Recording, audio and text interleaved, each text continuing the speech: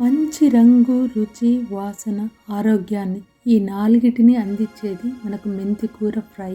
ఇది చాలా అంటే చాలా రుచిగా ఉంటుంది. ఇది తయారు చేసుకోవడానికి ముందుగా మెంతాకును బాగా వాష్ చేసుకొని బాగా తడి లేకుండా ఆరబెట్టుకోవాలి. తడి ఉంటే మనకు ముద్దగా వస్తుంది. మందంగా ఉండే పెనంలో ఆయిల్ వేసుకొని ఆవాలు, శనగపాయలు, కరివేపాకు వేసి మనం ఫ్రై చేసుకోవాలి. తెల్లగడ్డలు, ఎర్రగడ్డలు, మెంతాకు సన్నగా కట్ చేసి పెట్టుకోవాలి. పచ్చి కొబ్బరిని తురుముకోవాలి. పోపు పెట్టుకున్న తర్వాత అన్నిటినీ మనం పెనంలో వేసుకొని లో ఫ్లేమ్లో 15 నుంచి 20 నిమిషాల పాటు సన్నని మంటన ఫ్రై చేసుకోవాలి. కొంచెం పసుపు వేసుకోవాలి. మధ్య మధ్యలో ఖచ్చితంగా కలబెడుతూ రావాలి, లేదంటే అడుగు నల్లగా అయిపోతుంది.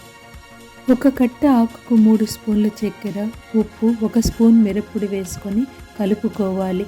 టేస్ట్ అయితే అద్భుతంగా ఉంటుంది. చేదు అనేది ఉండదు.